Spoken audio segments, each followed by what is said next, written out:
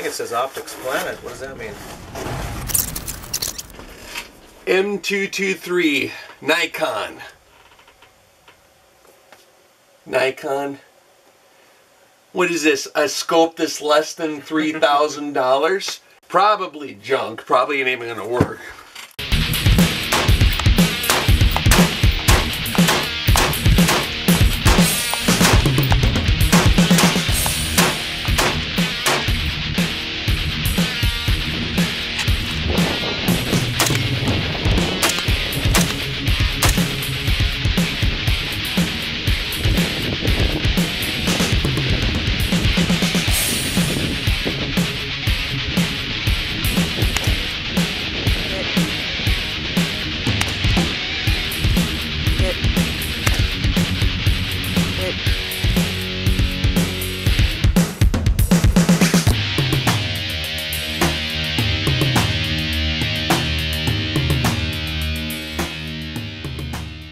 Alright guys, as much of a scope aficionado, monocle wearing snob that I am, I have to admit that I was pretty skeptical when I had my first chance to review the Nikon M223.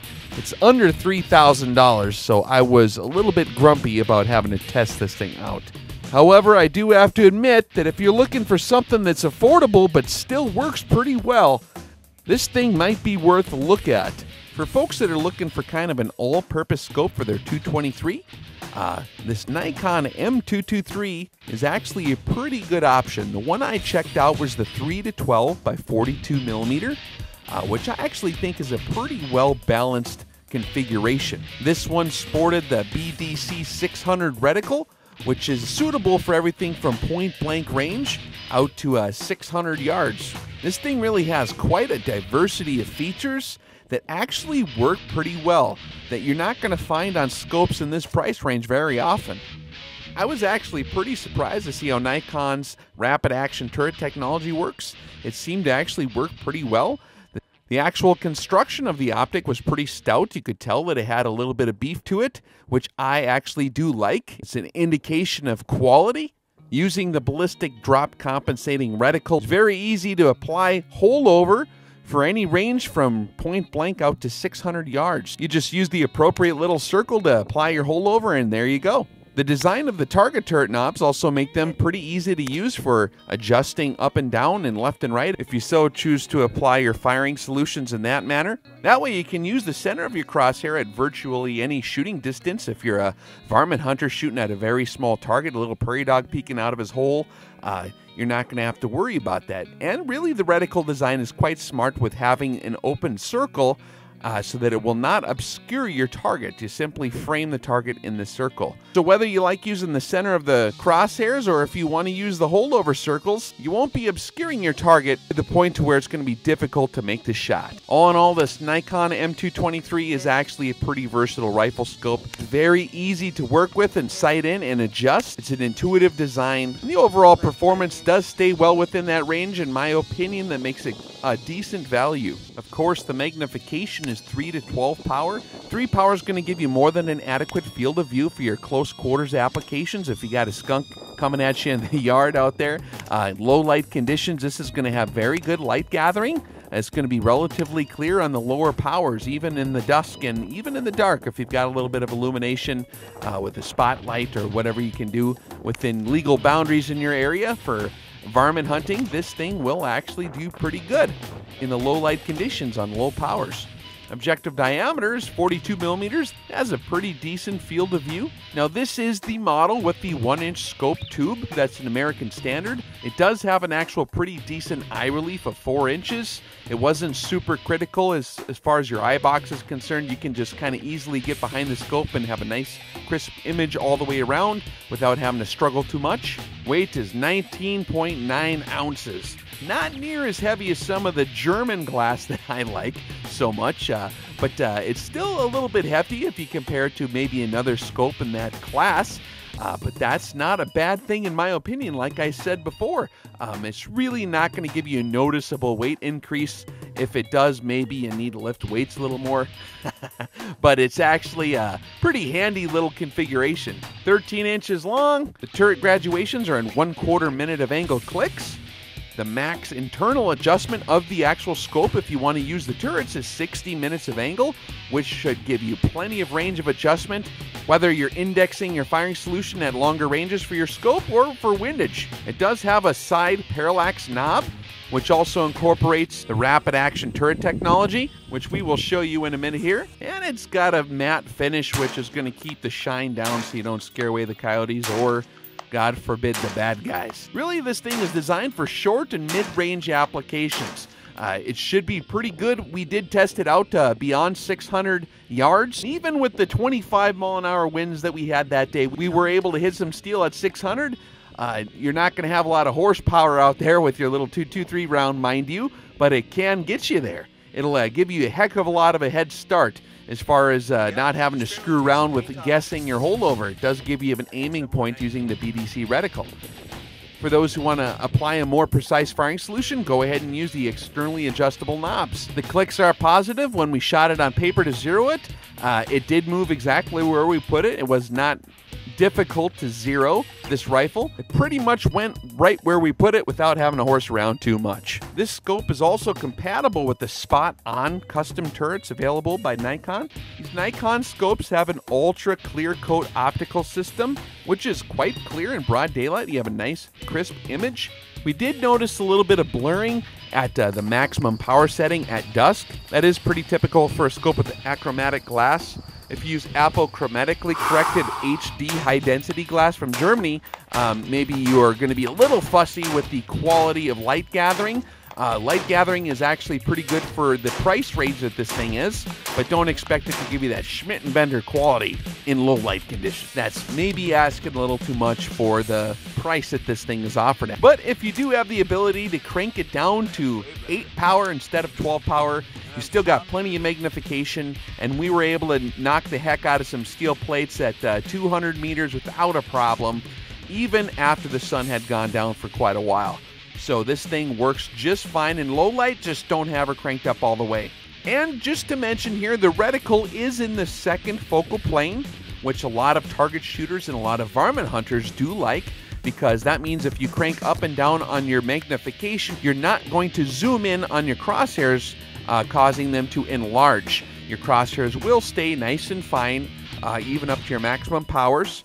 And when you crank all the way down, your crosshairs will not get so skinny you can't see them. So this is a typical American style configuration scope. However, when you are using the BDC reticle, you want to take note that it's only really calibrated for use on its maximum magnification. Make sure you're cranked up to 12 power on this model, and you will be set. Use those different holdovers for your ranges out to 600 yards. Here's a couple of my personal opinions on the scope. Overall, I was actually pretty pleased with it. It's built pretty nice. I think that this would be an excellent configuration for the guy who wants to have that scope on his AR-15 that can do everything. Your close-in stuff, your combat stuff potentially. This isn't going to be your die-hard Trijicon quality ruggedness, but it is going to probably hold up pretty well. Nikon usually builds a decent optic, and this thing, just from playing with it, you can feel that it is built pretty stout. We did notice a little bit of glare when the sun was getting towards the horizon.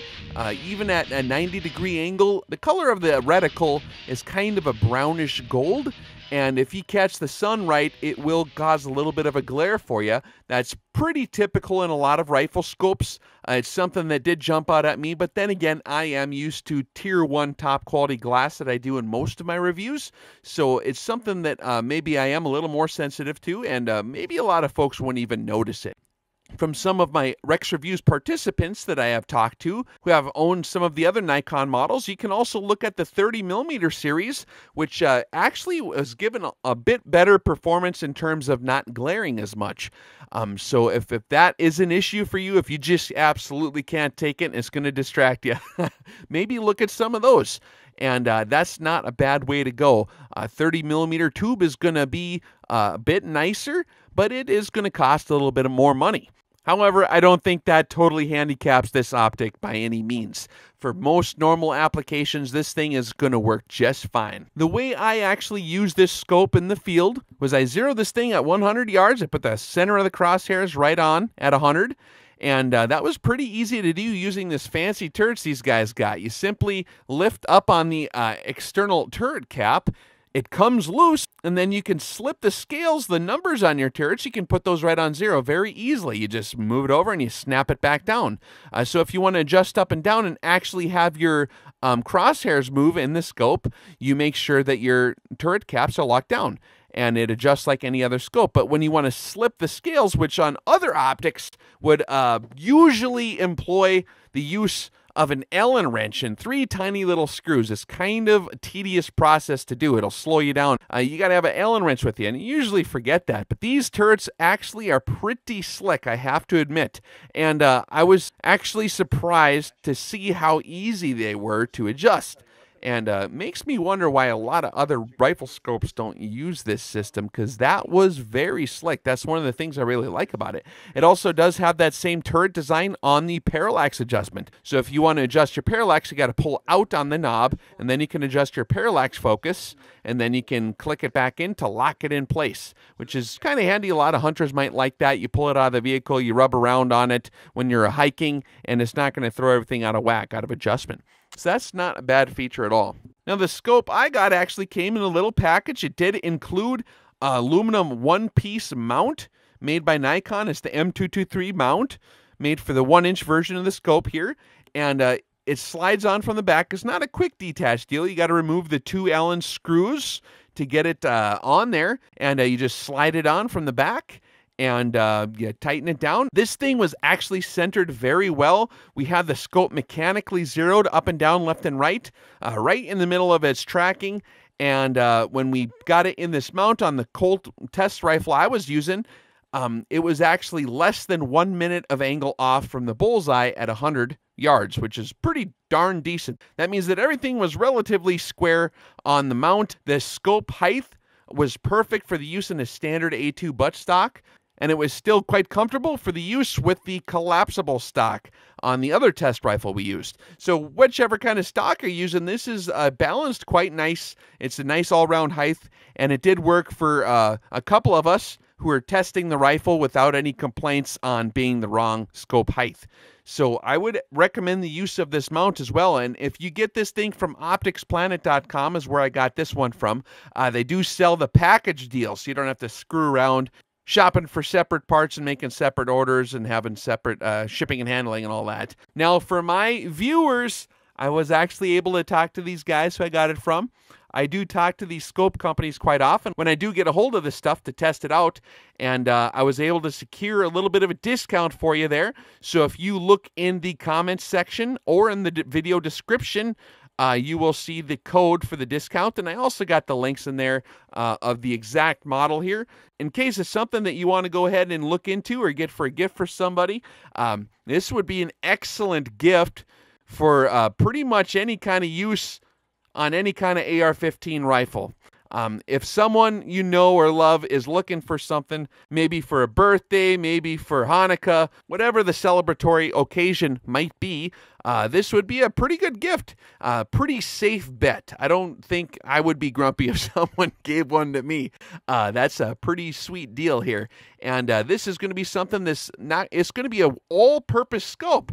So you don't have to get so worried as to whether or not this thing is going to be what they're looking for, because it's going to pretty much fulfill any purpose. Pretty awesome. You dig it? I do. They made a good quality product here. For standard police tactical applications, for sporting applications, for tactical style competition, for hunting varmints, for long-range target shooting, for close-range target shooting, whatever you're going to do with an AR-15, this is something that you probably might want to take a close look at. I think that this might be one of the easiest choices to make as far as an affordable rifle scope for an AR-15, in my opinion. There's a lot of stuff out there that maybe is a little more custom suited towards one purpose, but if you're looking for something that's pretty all-round, easy to work, easy to drive, this is pretty neat little optic. Seems that this is pretty popular. A lot of folks do kind of like these. If you do end up wanting to buy it, remember I do got the coupon code for you there. Maybe save a little bit. And ordering and everything went very smoothly. It was shipped out very quickly. And if you have any kind of questions, the folks down there at that Optics Planet would be more than happy to help you out.